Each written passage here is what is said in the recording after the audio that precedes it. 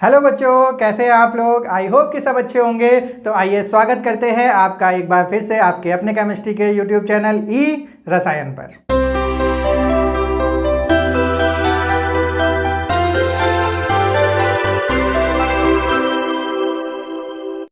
Last session में बच्चों हम लोगों ने डिस्कशन किया था इलेक्ट्रोमैग्नेटिक वेव के बारे में, और वहाँ पर हम लोगों ने देखे थे कुछ इलेक्ट्रोमैग्नेटिक रेडिएशन से रिलेटेड टर्म्स। तो हम लोगों ने वहाँ पर बच्चों बात की थी कि किस तरीके से जो हमारी इलेक्ट्रोमैग्नेटिक रेडिएशन होती है उसमें हमारी फ्रीक्वेंसी एक कैरेक्टरिस्टिक होती है हमारी इलेक्ट्रोमैग्नेटिक वेव की। एक हम लोगों ने बच्चों बात करी थी वेवलेंथ की, बात की थी अपनी वेलोसिटी की, एम्पलीट्यूड की और वेव नंबर की।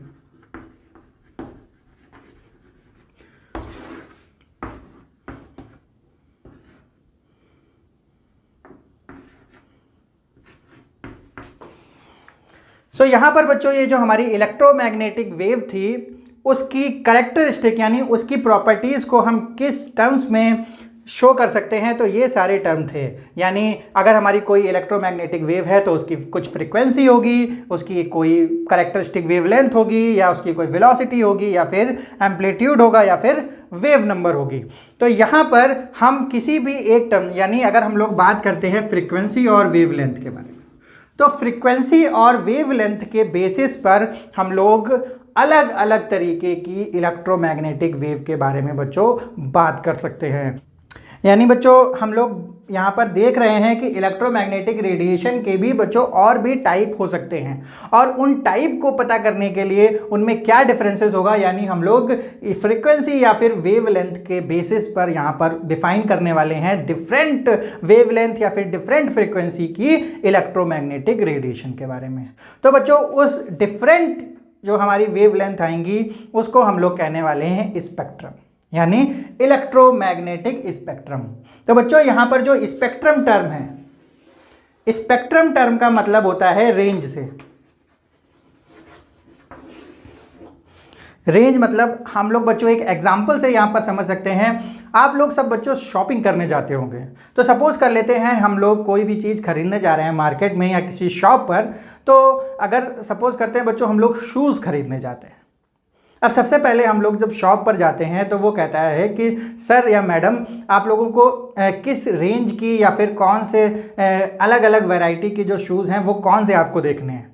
सो वहाँ पर बच्चों आप लोगों का बेस्ट रिप्लाई होना चाहिए इन टर्म्स ऑफ स्पेक्ट्रम कि show me the all spectrum of shoes. यानी इसका मतलब क्या होता है कि मुझको सारी रेंज के जूते दिखाओ, चाहे वो रेंज रुपए की हो सकती है या फिर उसकी वैरायटी की हो सकती है। क्योंकि बच्चों जब वो बहुत सारे स्पेक्ट्रम ऑफ शूज़ दिखाएगा तब आप लोग इजीली चूज़ कर पाएंगे अपनी पसंद का शूज़, या तो बच्चों जो भी आप लोग खरीदने जा रहे हैं। तो यहाँ पर हमें एग्जाम्पल से मतलब ये था कि हम लोग ये जो स्पेक्ट्रम वर्ड है, स्पेक्ट्रम वर्ड का मीनिंग है उसको अच्छे से समझ पाएँ। तो spectrum is nothing but the range of something. तो यहाँ पर हम स्पेक्ट्रम जोड़ते हैं इलेक्ट्रोमैग्नेटिक रेडिएशन के टर्म्स में। तो इलेक्ट्रोमैग्नेटिक की जो सारी रेंजेस होती हैं in terms of different frequency या फिर डिफरेंट वेवलेंथ। तो बच्चों यहाँ पर दो ये अलग अलग चीज़ें नहीं हैं, ये इन दोनों का जो रिलेशन है वो हम लोगों ने ये फॉर्मूला देखा था।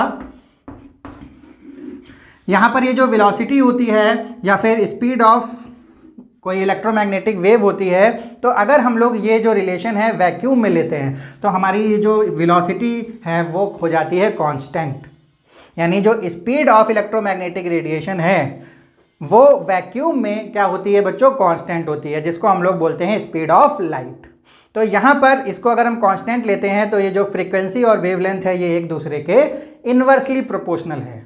यानी अगर किसी भी वेव की फ्रीक्वेंसी ज़्यादा होगी तो वेवलेंथ कम होगी, और वेवलेंथ ज़्यादा होगी तो फ्रीक्वेंसी कम होगी।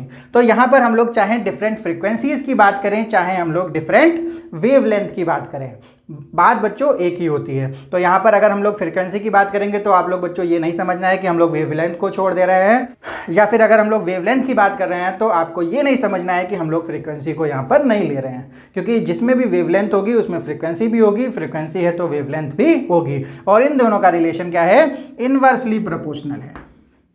ये बच्चों हम लोग लास्ट जो सेशन था वहाँ पर इस रिलेशन की हम लोगों ने चर्चा की थी। तो यहाँ पर हम लोगों ने देखा कि जो डिफरेंट फ्रिक्वेंसी हो या फिर डिफरेंट वेवलेंथ्स की जो हमारी रेंज होती है इलेक्ट्रोमैग्नेटिक वेव की, उसको हम लोग बोलते हैं इलेक्ट्रोमैग्नेटिक स्पेक्ट्रम। तो बच्चों अब हम लोग देखते हैं कि कितने टाइप की रेंजेस हमारी इलेक्ट्रोमैग्नेटिक वेव रखता है। तो बच्चों सबसे पहले जो हमारी रेंज होती है, यानी सबसे पहली जो हमारी इलेक्ट्रोमैग्नेटिक वेव है, वो अगर हम लोग फ्रीक्वेंसी के ऑर्डर में देखें, यानी सबसे हाईएस्ट फ्रीक्वेंसी की रेंज की बात करें, तो सबसे पहले बच्चों बात कर लेंगे हम लोग गामा रेज की। ये इसको हम लोग वाई से भी नोटेशन देते हैं या फिर हम लोग इस तरीके से भी इसको डिनोट करते हैं और इसको बोलते हैं बच्चों गामा रेज। सो गामा जो रेज होती हैं बच्चों, इनकी जो फ्रीक्वेंसी होती है वो हाईएस्ट फ्रीक्वेंसी होती है हमारी इलेक्ट्रोमैग्नेटिक रेडिएशन में।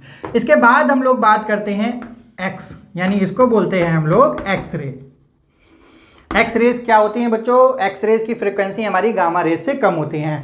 इसका यूज़ हम लोग कहाँ पर करते हैं? ये जो बच्चों हमारी बोन्स होती हैं जब ये ब्रेक हो जाती हैं तो इन केस में हम लोग एक्स रेज की हेल्प से अपनी जो ब्रोकन बोन्स होती हैं उसकी क्या कर लेते हैं? शेडो ले लेते हैं। यानी यहाँ पर जो एक्स रे है वो उनकी फ्रीक्वेंसी क्या होती है बच्चों? गामा से कम होती है। इससे कम हमारी फ्रीक्वेंसी होती है अल्ट्रा वायलेट रेज की। अल्ट्रा वायलेट की रेज हमारी एक्स रे से भी फ्रीक्वेंसी इसकी कम होती है। उसके बाद बच्चों हमारी जो रेंज आती है वो आती है विजिबल इलेक्ट्रोमैग्नेटिक रेडिएशन की। विजिबल बच्चों हम लोग यहाँ पर इसलिए इसको बोलते हैं, जो हमारी ह्यूमन आई होती है वो केवल इस रेंज की इलेक्ट्रोमैग्नेटिक रेडिएशन को देख सकती है, क्योंकि बच्चों ये केवल हमारी ह्यूमन आई की रेंज के अकॉर्डिंग ये विजिबल इसको नाम दिया गया है। और भी बहुत सारी एनिमल हो सकते हैं जिनके लिए ये विजिबल है, लेकिन बहुत सारे एनिमल ऐसे भी होते हैं बच्चों जो अल्ट्रा या फिर आगे की जो रेंजेस हैं उनको भी क्या कर सकते हैं? देख सकते हैं। लेकिन यहाँ पर जो विजिबल नाम दिया गया है वो हमें अपनी ह्यूमन आई की अकॉर्डिंग इसका नाम है हमारा विजिबल रेंज। इसके बाद हमारी जो रेंज आती है वो होती है IR, यानी इंफ्रारेड रेंज। इसके बाद है हमारी microwave, then radio waves and then long radio waves.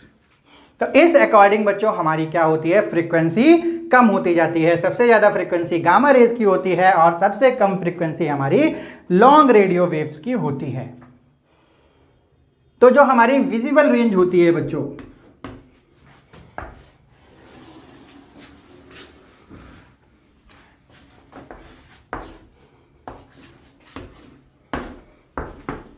ये जो हमारी विजिबल रेंज होती है केवल इसको ही हम लोग देख सकते हैं। अगर बच्चों हम लोग कोई प्रिज्म लेते हैं, ये आप लोगों ने 10th में भी देखा होगा, और अगर हम किसी वाइट लाइट को इस पर भेजते हैं, इस वाइट लाइट को इस प्रिज्म पर डालते हैं, तो क्या होता है? जो प्रिज्म इसको स्प्लिट कर देता है 7 कलर्स में। तो इसका मतलब है जो हमारी वाइट लाइट है, तो वाइट लाइट में बेटा क्या हमारी क्या होती है? सनलाइट है मान लो, तो ये क्या होती है? ये पूरी इलेक्ट्रोमैग्नेटिक स्पेक्ट्रम शो करती है। हम लोग केवल अपनी आई से इस विजिबल रीजन को ही देख सकते हैं। तो इस विजिबल रीजन में भी अगर हम लोग रेंज को और रिफाइन करें, तो यहाँ पर हम लोगों की 7 डिफरेंट रेंजेस और आ जाती हैं, जिनको हम लोग बोलते हैं बच्चों विबग्योर।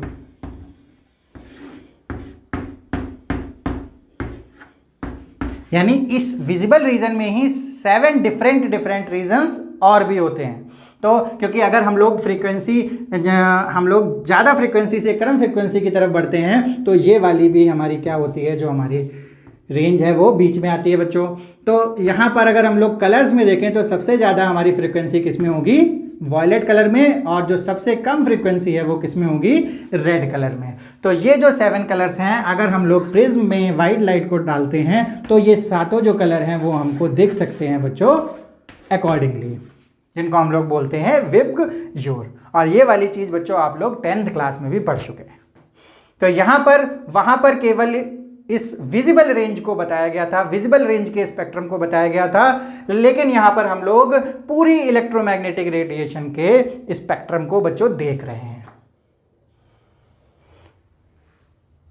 सो अगर हम लोग बच्चों फ्रीक्वेंसी की बात करें तो यहाँ की लगभग फ्रीक्वेंसी क्या होती है 10⁻24, और यहाँ की अगर हम लोग लॉन्ग रेंज की लॉन्ग रेडियो वेव्स की फ्रीक्वेंसी की बात करें तो लगभग हमारी 1 के करीब होती है, यानी 10⁻0 की बात कर सकते हैं। तो इतनी हर्ट्ज़ की फ्रीक्वेंसी हमारी वेरी करती है, यानी इसकी फ्रीक्वेंसी लगभग इतने हर्ट्ज़ होती है और हमारी लॉन्ग रेडियो वेव की फ्रीक्वेंसी लगभग इतनी होती है।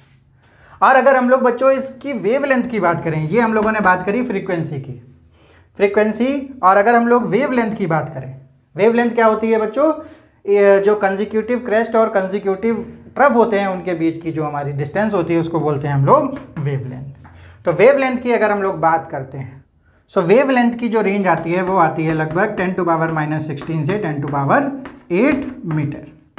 यानी अगर हम लोग गामा रेज की गामा रेज की हम लोग वेवलेंथ देखें तो 10⁻16 मीटर के करीब है, और हमारी लॉन्ग वेव रेडियो वेव की जो वेवलेंथ है वो इतनी है।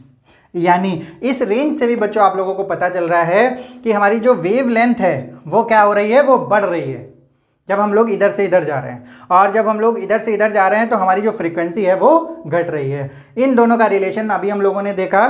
तो इस तरीके से बच्चों समझ सकते हैं, अगर कोई लॉन्ग रेडियो वेव है तो इसकी कुछ इस तरीके से अगर हमारी कोई वेव होगी, और अगर हम लोग गामा की बात करें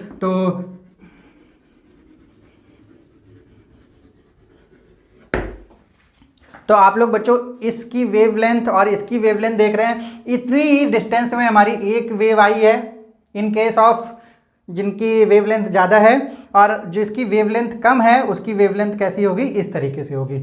यानी जो हाईली फ्रीक्वेंसी वाली हमारी रेंज होती है बच्चों, वो उसमें बहुत सारी वेव्स आ जाती हैं हमारी कुछ ही डिस्टेंस में। यानी बच्चों जिनकी हमारी हाई फ्रीक्वेंसी होती है जिन रेंज की, उसमें बहुत ज़्यादा पावर होती है, बहुत ज़्यादा पेनिट्रेट कर सकते हैं। तो हमारी जो हायर फ्रीक्वेंसी वाली रेंज है ये बच्चों हमारे लिए, ह्यूमन बॉडी के लिए बहुत ही डेंजरस, बहुत ही हार्मफुल होती हैं। तो अगर हम लोग विजुअल रेंज से ऊपर बढ़ते हैं तो ये अल्ट्रा वायलेट रेज है, ये हमारी बच्चों इतनी हार्मफुल है कि इससे हम लोगों को कैंसर तक हो सकता है, स्किन कैंसर भी हो सकता है। और अगर ज़्यादा एक्सपोज हुई हमारी अल्ट्रा वायलेट रेज तो इवन हम लोग सडनली डेथ भी हो सकती है, इतनी बच्चों हार्मफुल होती है ये। उसके बाद जो एक्सरे है, ये इसकी जो पावर है वो यूवी से भी ज़्यादा है, इसलिए बच्चों इसको हम लोग यूज़ तो करते हैं इन हॉस्पिटल पर्पस, लेकिन इनकी जो हमारी एक्सपोजर है वो बहुत ही कम होना चाहिए। यानी हमारी जो एक्सरे है वो हमें फ्रिक्वेंटली कभी करवाना नहीं चाहिए। उसके बाद जो हमारी गामा रेज है, गामा रेज तो बच्चों में अब हमारी जो है रेज है वो अल्ट्रा डेंजरस है। तो आप लोगों ने देखा बच्चों ये सारा जो स्पेक्ट्रम है। अब अगर हम इन सारी रेंज को याद करने की बात करें तो ये सारी जो रेंज है हमारी इलेक्ट्रोमैग्नेटिक रेडिएशन की, इनको याद करना बहुत ही मुश्किल होगा अगर हम लोग ट्रेडिशनल मेथड से जाते हैं। तो हम ट्रेडिशनल मेथड से ना जाते हुए बच्चों इन जो इलेक्ट्रोमैग्नेटिक स्पेक्ट्रम है इसकी ट्रिक देख लेते हैं। बहुत अच्छी ट्रिक है, बिल्कुल जेन्युइन ओरिजिनल ट्रिक है। तो बच्चों आइए देखते हैं कि किस तरीके से हम लोग इसको मेमोराइज कर सकते हैं।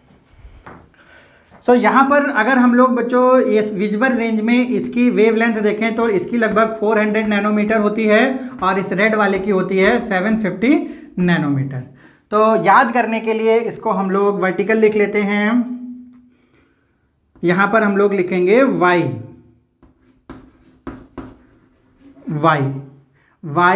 x u v, y x u v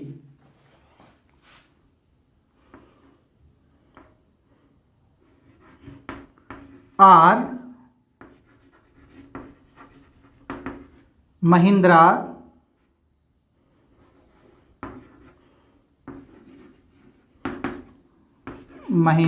ride, Y X U V are Mahindra's ride. तो एक्स यू वी के बाद हम लोग बच्चों यहाँ पर लगा देंगे 400 एंड 750। तो ये ट्रिक कैसे काम करेगी, Y X U V 400 and 750 are Mahindra's ride. तो वाई मतलब क्यों एक्स यू वी बच्चों एक महिंद्रा की एक गाड़ी है जो कि हमारी अलग अलग वर्जन में आती है, X U V 500, X U V 700। तो इसी तरीके से हम लोग को याद रखना है कि Y X U V 400 and 750 are Mahindra's ride. तो ये बच्चों आपको याद हो गया, इसको हम लोग इमेजिन भी कर सकते हैं। सो यहाँ पर बच्चों आप लोगों के सामने एक इमेज आ रही होगी जिसमें आनंद महिंद्रा साहब, ये जो अपनी कंपनी है उसकी एक कार है जिसका मॉडल नेम है XUV 700, उसके साथ ये क्या कर रहे हैं, पोज दे रहे हैं। तो इसको आपको इमेजिनेशन में याद रखना है और ये वाली बात याद रखनी है कि why XUV 400 and 750 are Mahindra's ride.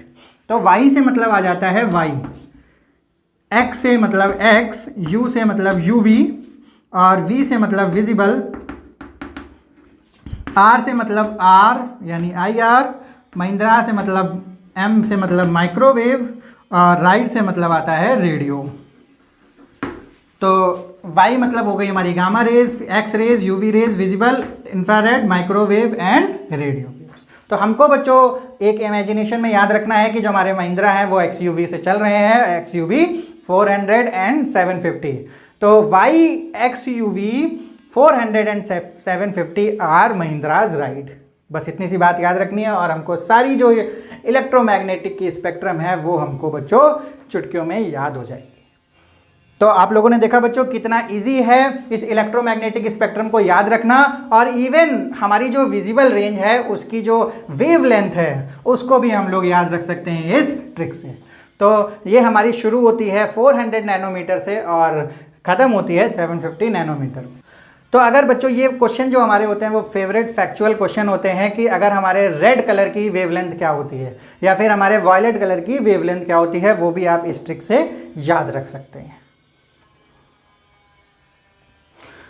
तो बच्चों यहाँ पर बात हुई हमारी इलेक्ट्रोमैग्नेटिक स्पेक्ट्रम की, उसमें हमारी सारी रेंज की, उसमें फ्रीक्वेंसी और वेवलेंथ के किस तरीके से डिफरेंसेस होते हैं। तो अब हम लोग देख लेते हैं। यहाँ पर इलेक्ट्रोमैग्नेटिक स्पेक्ट्रम की बात हम लोग यहीं तक करेंगे। तो एक बात हम लोग यहाँ पर और देखते हैं कि जो हमारी एक्स रे है, इस एक्स रे का जो हमारी डिस्कवरी थी बच्चों वो भी बिल्कुल एक्सीडेंटल डिस्कवरी थी। इसकी हम लोग एक बार बात कर लेते हैं, फिर हम लोग इस टॉपिक को, इस सेशन को यहाँ पर ख़त्म करेंगे। तो जो हमारा एक्स रे है, एक्स रे की जो डिस्कवरी थी वो किस तरीके से हुई, आइए देखते हैं बच्चों। हम लोग जब बच्चों कैथोड रे पार्टिकल यानी इलेक्ट्रॉन, प्रोटॉन, इन सब की डिस्कवरी के बारे में पढ़ रहे थे, तो जो सबसे पहला सब एटॉमिक पार्टिकल था उसके बारे में जो डिस्कवरी थी वो किसने की थी, जे थॉमसन ने, और जो ऑपरेटस था उसका नाम था कैथोड रे ट्यूब। तो कैथोड रे पे बहुत सारे एक्सपेरिमेंट हो रहे थे। तब बात आती है ईयर 1895 की। कौन से ईयर 1895। तो इसका मतलब है जो हमारा ईयर 1897 था तो वहाँ पर जे थॉमसन ने इलेक्ट्रॉन के बारे में बताया था। तो उससे पहले ही जो कैथोड रे ट्यूब थी उसमें एक ऑब्जर्वेशन किया हमारे साइंटिस्ट रोएंटजन ने। जो साइंटिस्ट थे उनका नाम था रोएंटजन, ईयर था 1895 और ऑपरेटर्स था हमारा कैथोड रे ट्यूब। तो जो कैथोड रे ट्यूब था उसमें जो कैथोड रे पार्टिकल्स थे, तो वहाँ पर एक ऑब्जर्वेशन क्या किया इन्होंने कि जो बाहर बच्चों फोटोग्राफिक प्लेट रखी थी, यानी फोटोग्राफिक प्लेट क्या होती है, जब कोई रे उस पर पड़ती है तो वो ग्लो करने लगता है। हमारी जो कैथोड रे ट्यूब होती है उसमें भी एक तरफ जो ऑब्जर्वेशन करते हैं हमारे साइंटिस्ट, तो वहाँ पर फोटोग्राफिक प्लेट की नीड होती है। तो उसका जो रेस्ट पार्ट होगा वो बच्चों उस ऑपरेटर्स या उस कमरे में कहीं आसपास रखा हुआ था। तो जब ये एक ऑब्जर्वेशन कर रहे थे कैथोड रे का, तो वहाँ पर उन्होंने देखा कि जो बाहर फोटोग्राफिक प्लेट पड़ी थी वो भी क्या करने लगी, ग्लो करने लगी। यानी क्या था, जो हमारा ऑपरेटर्स था उससे कोई जो रे थी वो उस ग्लास को पेनिट्रेट करने के बाद उस फोटोग्राफिक प्लेट पर जा रही थी, जिससे कि वो फोटोग्राफिक प्लेट क्या हो रहा था बच्चों, ग्लो हो रही थी। तो इसका मतलब इन्होंने जो ऑब्जर्वेशन किया उस रेडिएशन का, तो उन्होंने समझा कि हमारी कोई एक ऐसी रेडिएशन है जो ये कैथोड रे जब एनोड पर पड़ती है, उस मेटल पर स्ट्राइक करती है, तो एक रेडिएशन जनरेट होती है। जैसे बच्चों आप लोग एक इस इमेज को देखिए, तो यहाँ पर जब कैथोड रे जा रही है तो उस पर स्ट्राइक करने के बाद एक रेडिएशन निकल रही है जो उस ग्लास को पेनिट्रेट कर रही है। तो ये जो हमारी ग्लास को पेनिट्रेट करने वाली रे है, ये कैथोड रे पार्टिकल नहीं हो सकते थे। तो इसका मतलब है उसकी पेनिट्रेशन पावर बहुत ज़्यादा थी और उस रे का नाम दिया उन्होंने एक्स रे। बाद में जब उन्होंने रेंजेस और सारे साइंटिस्टों ने मिलकर रेंजेस देखे तो वो X ray as it is नाम रखा गया यहाँ पर एक्स रे का। तो ये जो हमारी एक्स रेज थी, उन्होंने ऑब्जर्वेशन वहाँ पर किया था कि ये बहुत ही ज़्यादा पेनिट्रेटिंग हैं, यानी किसी भी नॉर्मल चीज़ को पेनिट्रेट कर सकती हैं, और उनमें क्या है, उसकी जो फ्रीक्वेंसी है वो बहुत ही हाई है और उसकी वेव लेंथ बहुत ही शॉर्ट है। तो इन सब चीज़ों को सबसे पहले उन्होंने किसने देखा था? रोइंटजन ने, और उन्होंने डिस्कवरी की थी एक्स रेज की।